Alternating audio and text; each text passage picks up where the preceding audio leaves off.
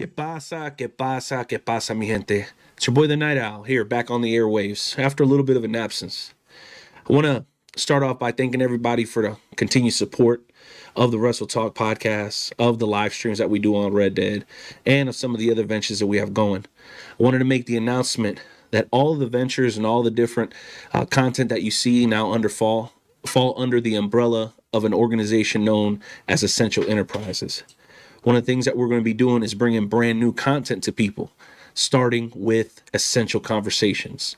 In the forthcoming interview, you'll see myself and my number one compadre, Sonny Money Mayo, sit down with a man that we know intimately. Pause. A guy that we've been a fan of for a long time and that we see just now starting to reach the epicenter of his talent and his skill set. So join us on this edition of Essential Conversations. Que pasa, que pasa, que pasa. It's your boy, the Night Owl, and Sonny Money Mayo. What's up, what's up, what's up? That's right, we got a special guest, but before we introduce him, allow me to introduce something brand new, something critical, something essential. A new series here in the Essential Enterprise Network being broadcast all over the Night Owl's page, all over the Wrestle Talk universe, all over Sonny Money, all over our guest page. We call this Essential Conversations. Tonight, our featured guest is somebody that we know well, but not well enough. Unmasked and uncensored, ladies and gentlemen, the one, the only, the Metro Campeón, El Diablo Vega.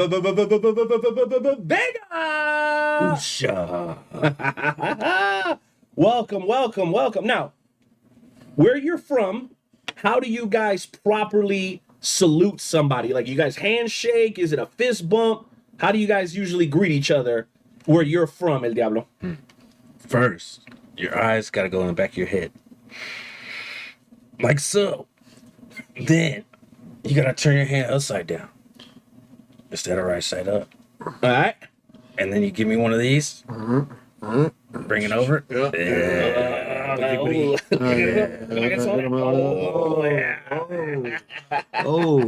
But love that. Now that we're here in the present time, I have to tell you guys something. Okay, well, we're excited about it. Before you do, Sonny, I know that this is something that you and I have talked about for a long time. Absolutely. Getting the opportunity to interview somebody that we have been familiar with since the onset of his in-ring return. Yep. And I'll say this, bro, the fact that this came to fruition now, after allegedly your boy stepped away from the podcast, I think is ordained. Allegedly. No, well, it may be. Allegedly. It may be alleged, but it's definitely ordained. Here we are again, bro, doing what we love. Right. Getting an opportunity to interview somebody that we've been a fan of since day one. How do you feel about that? Man, I feel beautiful about it, bro. You know what I mean? Because there was a lot of doubters and naysayers and maybes and we don't knows or whatever. And this right here is proving all of them wrong. Line them up and knock them down. All right? Dead wrong about it because we alive, we well, and we doing what we love to do, and we do it the best, bro. So, uberly excited, bro. Yeah. Uberly excited, all right? You know? Incredible opportunity. Diablo, let me start off before you get in, because I know you got some news you want to break here, some things you want to share with the audience that they may not know about you, but longevity is a big thing in the sport of professional wrestling. Man, we made it to episode 500 on Wrestle Talk. We're now under the Essential Enterprise banner. We're having essential conversations. This may be about wrestling occasionally. Sometimes we may get a little deeper than wrestling during this conversation because it is called Unmasked, right? Uncensored, no holds barred, however you want to call it. So looking from the outside looking in, how do you feel the fact that we made it to 500 and that we're still tinkering and experimenting with this platform? Well, I think it's great how far you guys have come. From just seeing an average, because whenever I had a little podcast for some time, it was just throwing on a camera and talking. Right.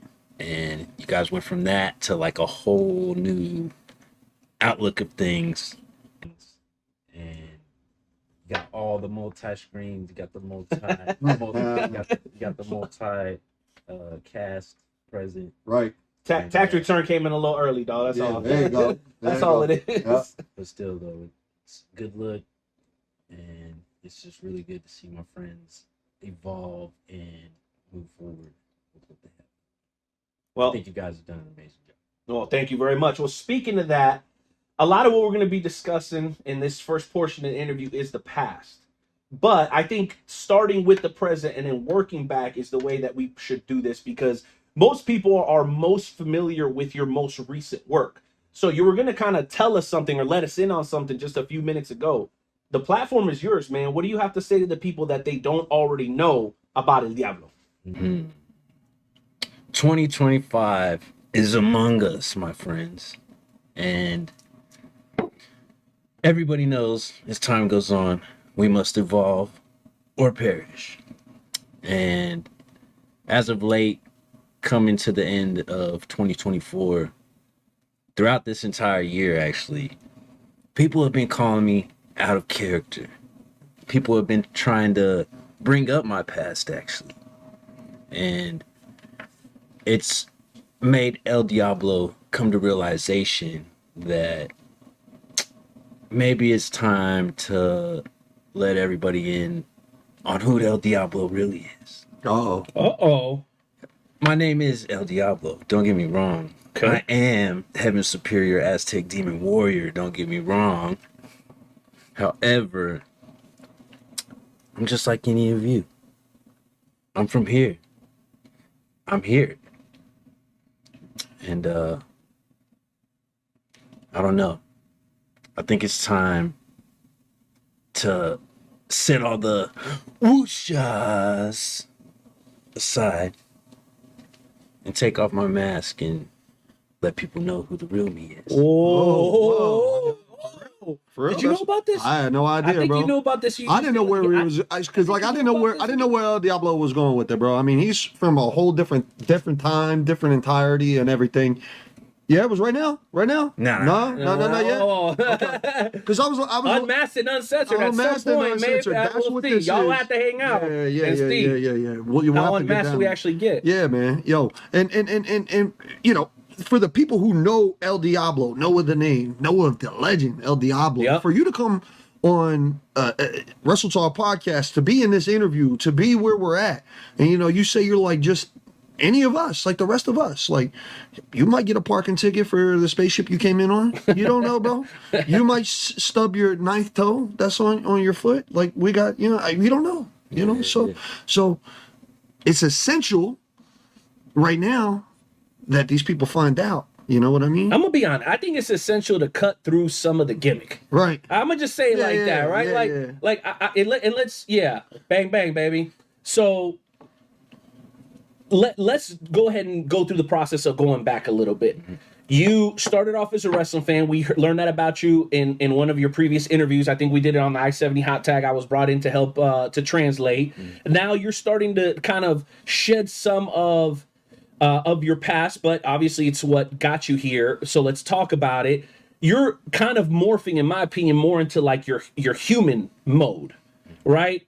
And we're gonna get to know more about you, not as far as like where you come from, but like what you're made of here in this realm, right? Yes. So let's go ahead and take a step back real quick without being boring about it. The origins of you not only falling in love with professional wrestling, but what made you want to go the route where you wanted to go behind the mask? Because a lot of people, you know, the moneymaker, right? We've all heard Miz say it. You can't hide the moneymaker, you know what I mean? So, but you decided to take that approach, I'm sure, for a couple of different reasons, man. Why don't you let us in on that thought process? Because I think character development, I know some people in the business hate to hear that term, but it's such a critical part of being successful in this industry. And you've had success, sustained success, now for 6 months, not for a year. Now it's been a while, and you got gold constantly over your shoulder, whether it's down to New Breed or it's KCXW or some of the other, Show Me or some of the new places that you've been going to, right? Let's talk about it. So let's put it this way. I know for quite some time, people know me as a time traveler. People know me as the realm jumper. But as we all know, every single one of us, there's multiple of us in many dimensions, many. Mm-hmm.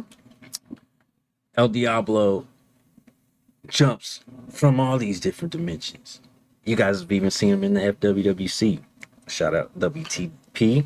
But anyways, but whenever I say I'm from the year 3099, shedding past the gimmick a little bit, I'm more so talking about the past.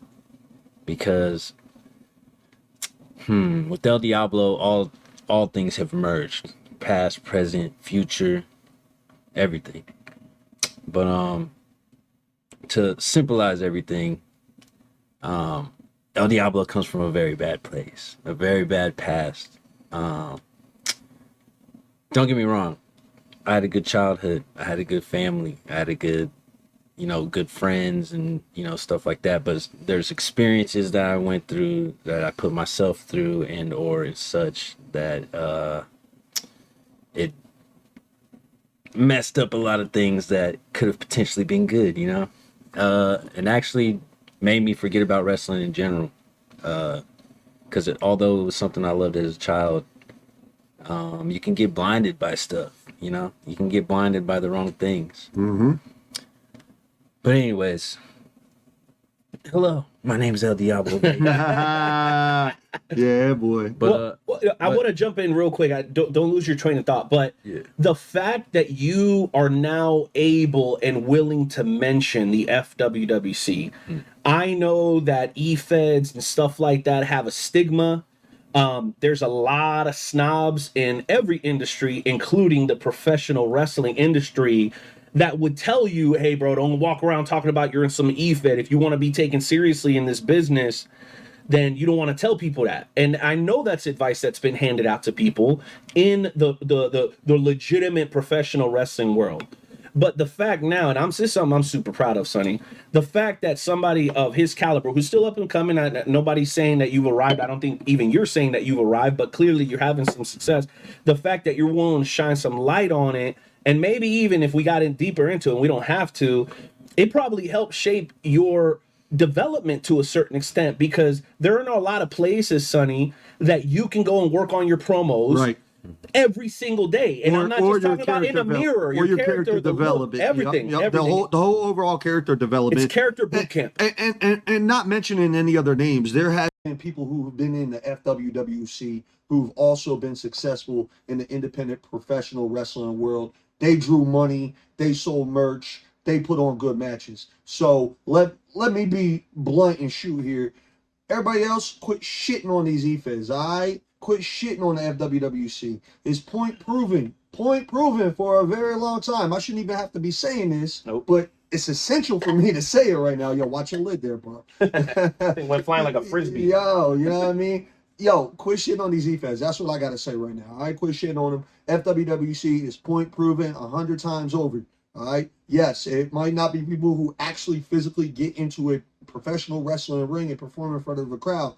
But I've seen people in FWWC who could cut a better promo than somebody fact. who That's a super fact. You heard me? Some of these promos and some of the bro. posters I see for real promotions, nasty work, son. Right. Legendary, nasty work. Right. I'm like, yo, how do you expect people to show up to your show if you couldn't pay the $4.99 a month to get to download the app onto your phone and make that shit look presentable? Exactly. I'm not even really in the business like that no more, but I'm like, bro, presentation is everything dog. Bro. Everything. The curb appeal is a thing. Right. You want to make people want to come in. Right. When you take the time to develop the way that this man has, I think he reserves the right to live out that character as long as he wants. But if he wants to peel it back and be a little bit more Vega than Diablo, I think we should embrace it. No, absolutely. That's right. So thank you for putting over FWC. I want you to say that, bro. That's I real big wanted to for touch us, on man. that, bro, because the reason I'm not afraid to bring it up, because it kind of leads into my story a little bit. All right. Okay. So, like I said, as of late, as this past year, people have been calling me out of my character left and right. People have been saying, oh, he's just a masked guy. He's just, he's just the guy in the mask. He's just silly and fun and ha ha ha, He's, the gimmick, ha ha ha. The gimmick gets him over? Is that what we're talking about? However you guys would like to, word that. But anyways, my wrestling story is much different than everybody's. And whenever I was saying I'm like everybody else, like On a human level, I get what you're saying. On a human level, we all have a shared experience as humans, but everybody's path is very different. Right. That's a fact. Right. That's 1,000% a fact. But the way I guess I'm trying to explain it is I'm ready to let everybody know who I am because I'm starting to get a little riled up with the talk about he's just the mask guy, he's just the silly guy, he's just the fun guy, ha ha ha ha ha. And I don't know, I think people are starting to get things a little bit mixed up. They got shit twisted. I understand. Yeah, Keith Sweat. They got shit twisted. You got me twisted up. Is El Diablo know about that? El Diablo, you know about the twisted? All right, yeah. Go ahead, bro. Go ahead. I know wrestling is wrestling, but at the same time, respect is also a thing. Yeah. And I'm ready to let people in on who I am. And my story starts long ago with the 5-year-old Diablo. Okay. Diablo has always wanted to wrestle ever since he was a little kid. But like I said, you grow up, you live, you learn, you go through bad things, you go through good things. Trials and tribulations. And you become who you are. But fast forward from, 5 years old to, let's say, about 25 years old, I kind of discovered wrestling again. And I don't know, it was weird. Obsession and addiction just took over for some reason. But it was good for me because, like I said, my past was bad. Some people may not know this, but El Diablo used to be a gang member. What? El Diablo used to be... It's an evil space gang. I don't want to talk about okay. But anyways, okay. Yeah, he's had some hard times and some bad times and some ugly times. But wrestling got him out of that. Mm-hmm. Wrestling, quote unquote, saved El Diablo. Mm-hmm. But a real good beginning to my story is meeting these guys. Because this is why I would shout out the FWC, because in one of my worst moments of life where like I literally had nothing in my name, I had basically burnt bridges with everybody I knew. I pretty much been in trouble with the law and all kinds of stuff. And I was at my worst, depressed. I was even ill. There was just so many things all at one time. And my friends here was like, yo, we got your back. We're always going to pick you up when you're down, buddy. And truth be told, all we did was bully him until he got out of that shit. That's it, though. Yeah. Like you come over here for some old fashioned Robitussin, bro. This ain't none of that quick doll bullshit. This is the Robitussin, no flavor, not cherry or bubblegum. This is that Robitussin from 1988. Yeah, boy, that thick, strong, go. Half the time I'm like, I don't know if this dude wanted to punch me or give me a hug. Right. I think it was probably a little bit of both. I'm not sure if that's any different now than before, but no. But go ahead, sorry. Well, Vega has always had the nickname El Diablos for quite some time before I met these guys. But once they introduced me to the FWC, and I mean, I always, peep game because I always checked out your guys' podcasts and stuff like that. But he kind of introduced me to it for real. It was like, yo, check this thing out. It's kind of like wrestling, kind of not, whatever. Check it out, blah, blah, blah. It makes a lot of people happy. And El Diablo gets behind anything that makes somebody happy, as long as it's not bad. Yep. But there was a pause in there somewhere. Just seeing, and just seeing like everyone's passion and everyone's love for wrestling and efforts to have fun and enjoy their time with their friends and stuff. It was just really cool and eye-opening. And at the time, like I said, I had nothing to make me happy at that time at all. Bro. Nothing could have made me happy at that time. But for some reason, I just wanted to take part, bro.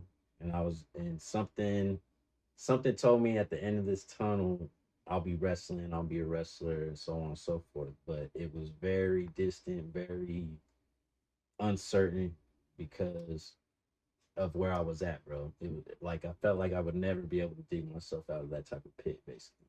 Right. And FWWC was like this little string that I was kind of holding on to, like Let you keep the dream alive. if I could discipline myself enough to partake in this stuff with my friends and be happy, I feel like I could discipline myself to make it through all this bullshit and one day be a wrestler, one day, you know, do what I really want to do. Right. And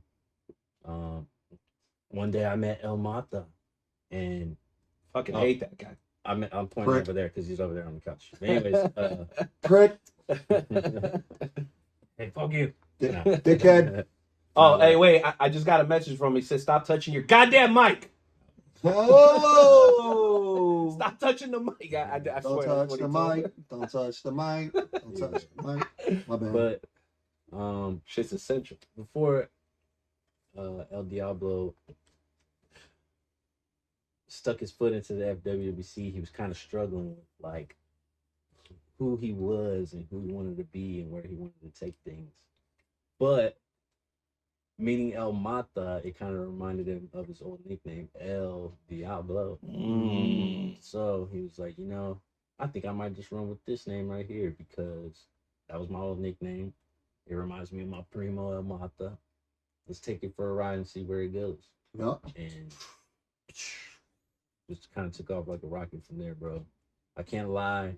El Diablo didn't know he would be such a fan favorite or loved one or anything of the sort. I'm not saying I was trying to be a bad guy either, but I'm just really grateful for how far I've come, but also really grateful for like you guys and the FWWC and stuff like that. Right. Like, I have no I feel like I have no negativity towards it, but like I feel like it's like with anything, same thing with pro wrestling. Like I'm sure there's always gonna be legitimate side of shit, and then there's always gonna be, you know, people trying to just The bullshit. you know, be cool and you know, make stuff work. And I don't know, I feel like there's the same with e-feds and pro wrestling. Like there's always gonna be the real ones, Right. and there's always gonna be the other one. There's gonna be some haters along the way, bro. Yeah, That's bro. what it's gonna be. And, Yeah, and yeah. But one thing I really dig about FWC and appreciate is just like just trying to keep a smile on everybody's face, bro. You know what I'm saying? I feel like everybody deserves some type of outlet to like be happy. yeah, You know what I mean? At the end of the day, bro. Yeah. Let it out.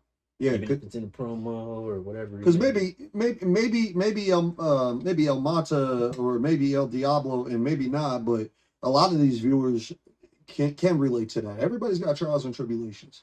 One way or another, we got family to take care of or take care of ourselves. We got bills to pay. There's something going on in somebody's life, no matter what. You know what I mean? Right. So for people to have an outlet, and whether that is going to an independent professional wrestling show, or whether that is logging on to their computer or their cell phone and participating in FWWC, that's their outlet, and that's what they go to, and that's what makes them happy.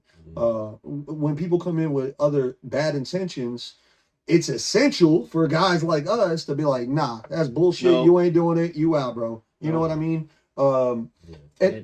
And I kind of want to swing it here. And I don't mean to interrupt you, but I feel this is an important part of the story with El Diablo's past. So I kind of had a vision, and I don't know if this was necessarily true or not. But the vision I'm seeing is I know once upon a time, I feel like in this vision that I might have been at a certain training center, maybe like doing, like trying to be a referee or something like that. And I seen this guy for the first time on the other side of the ring.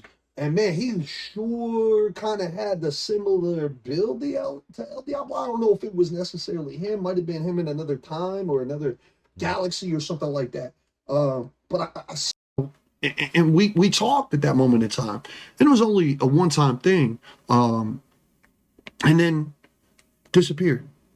Yep. And then FWWC came along for all of us. It came into all of our lives. Yeah. And then El Diablo's appeared, and I'm like, man, that vision. You know what I mean? Yeah. You know? So I feel like that guy at that one time, maybe at a certain training center, doing something back in the day, even before FWWC, before an EFED, before hanging out and having a friendship based on wrestling, because that's what we're here. We're talking about wrestling, folks. We're talking about wrestling. I'm not talking about the Russian ballerinas. I'm not talking about this. Ain't CNN on Sunday We morning. know you love the Nutcracker, but we're not talking about that right now. Yo, it's essential that I get my own special of me doing my twirl, but we ain't here about that right now. Yeah, but we ain't here on CNN on Sunday morning talking about politics. We talking about wrestling, and wrestling brought everybody together, different walks of life, and that was their outlet. And FWWC was their outlet, and it makes people better for that. You know what I mean? And I don't want it to be FWWC primarily, but it was a big part for all of us. Still is to this day. Agreed. You know what I mean? Yeah. So, and that's what I was gonna say too, bro. Is because it was like whenever I was 21 or 22 is whenever I stumbled across the Extreme Wrestling Center. Shout out to those guys. Shout out. I stumbled across them, did the tryout, trained for about 6 months, 7 days a week. And then I quit wrestling for 6 years because it just wasn't for me. And I dipped back into the bad stuff. And like I said, and then by the end of all that bad stuff, that was whenever I ran into you guys, and things turned around, thankfully. right. Yeah. No, Right. but yeah, bro, it's been a crazy ride. Well, can I ask you something more going back to your childhood, unless I'm interrupting something important? No. So, and I guess this is the beauty of like not doing a live interview. You guys probably picking up on this. This is a different feel from what we normally do on Wrestle Talk. That's why we're calling it Essential Conversations, because we're going to give ourselves the time to make sure we get it right. Right. A lot of times, the connection and the Wi-Fi or the Ethernet cable. Y'all know I'm notorious about the damn Ethernet cable, but I really feel like doing it this way gives us a chance to get into something deep. So I think El Diablo is a contrast of who you are maybe as an individual. So going back to your youth, I know this is something that I kind of mentioned to you that I might ask you. So without getting into any details or naming any names, I know that your background involves like a hot and a cold type element. Part of where you grew up in Kansas City, we won't specify what neighborhood or none because we already know how it goes. But because of where you grew up, you kind of grew up on the block. But there was a certain segment of your family, even to this day, I think, that they patrol the block. Right. So there was the dudes on the block, and then there was the dudes in the cars. Yeah. In the with the badge. Right. So how's that what's up, Kiki? You know my baby.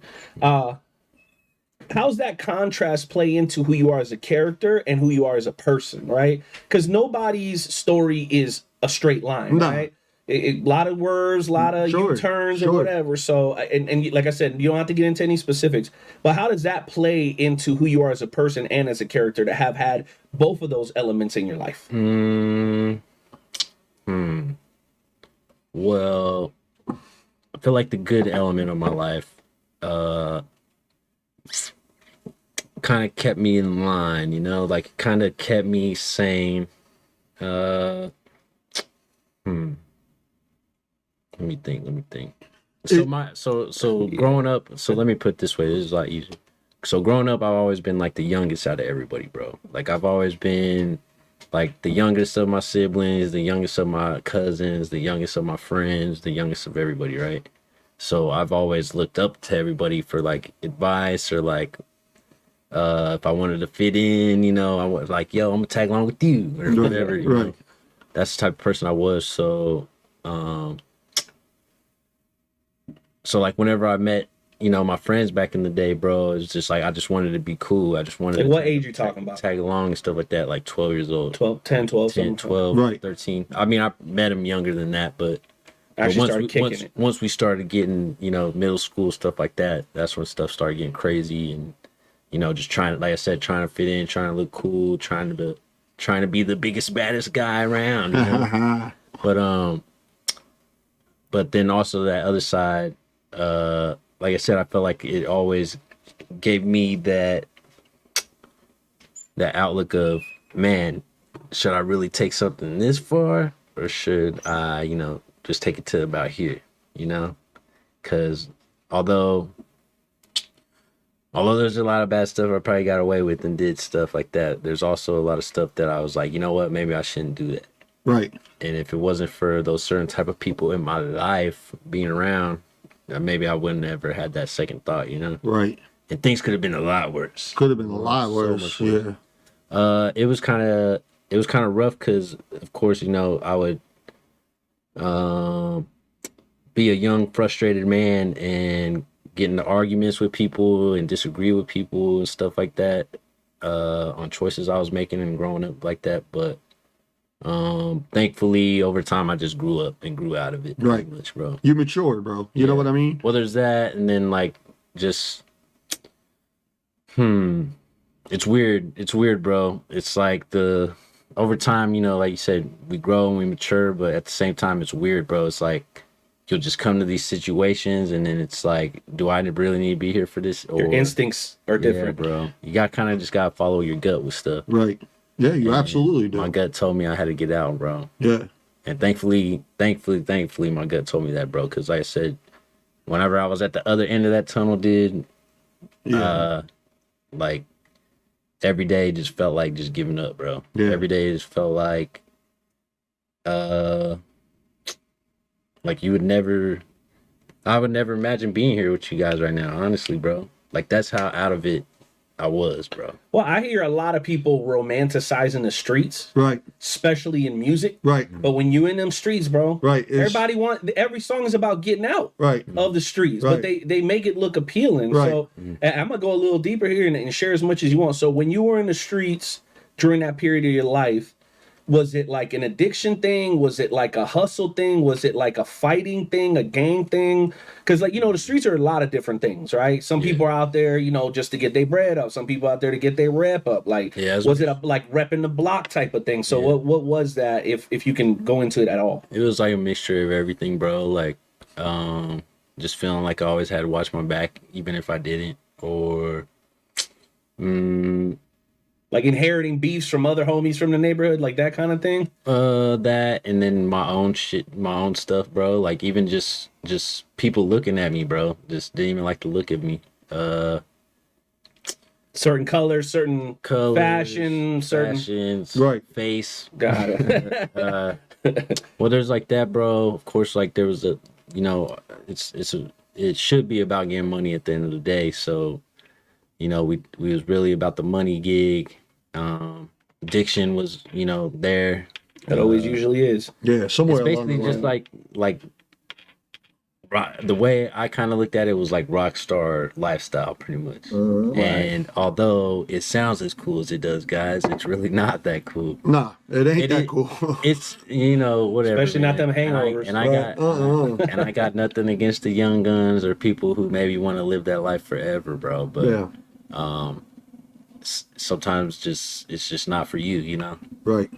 And I just didn't know that for a long time, bro. Basically, I was just putting myself in places I really didn't need to, just because I felt like my friends around me would accept me more if I, you know, did this Played or along. did that or about. What's Lonzo saying? Training day. You want to go to jail? You want to go home? Right. Yeah, bro. So Want to go home? Thank go you. home. Yeah. wanna go home. Yeah. and it you know, and it humbles me, and you know, it's humiliative that I have to admit that stuff, but I mean, it made me who I am now, bro. I think it's part of unmasking El Diablo, right, Sonny? This is part of it. Right? That's it, bro. That's it. And you got two guys on the side of you who kind of similar story, bro. You know what I mean? I mean, listen, for me personally, in my teens and in my 20s, when I was running around the same streets as you were in Prairie Village, I was wilding out, bro. I mean, there ain't other way to put it. I was wilding out, and I lived like there was no tomorrow. I didn't think about tomorrow. I was thinking about right then and there, and you know, going from one place to another, and not thinking about the consequences or what's going to happen, or you know, I can't even say tomorrow. I wasn't even thinking about an hour ahead. I was just like, just do it. Here we go. You know what I mean? This, let me smoke this. Let me drink this. Let me do this. Whatever feels good right now. Let me get with this girl that I don't know. Whatever. That's what feels good right And now. that's what my main thing was. I guess I want to say one of my main things was the addiction thing, and mainly because I would dwell in my past and anticipate my future too much. Mm-hmm. And it took me going through all this stuff and talking to all these people to finally realize, like, I need to live in the now, in the present. Right. And it took all that for me to realize that, bro, because otherwise I was just constantly trying to fix the past or constantly trying to fix the future. And things don't work out too well when you're doing that on a constant basis. So, but even going through all that right then and there, was there somewhere in your mind like wrestling still? Because like No, bro. no, nothing at all, Literally. nothing at Out of all, sight, out of mind. nothing at all, Bro. and not even you like It's- participating, but like just you know in general, like Bro, maybe it's- walking into someone's house and they see Friday Night SmackDown Bro, on there. Nah, It nothing. was- Yeah, and yeah. That's how distant I Right. was from it, bro. Right. I completely forgot about it at all. Right. Like, the only reason I got back into it was because Well, let me cut you off and hold that thought. Yeah. I think that leads into present, right? Right. Because when we discuss Yeah, this, so I yeah, think yeah. this is a great moment to pause. Pause. Give you guys an opportunity to absorb all this incredible content that we've thrown down for you up to this point, because there's obviously so much more to talk about. So we'll be back Yeah, with part two of the Essential Conversation, Yeah. Uncensored and Unmasked with Diablo, Sunny Money Mail, and yours truly, the Night Owl MX, baby.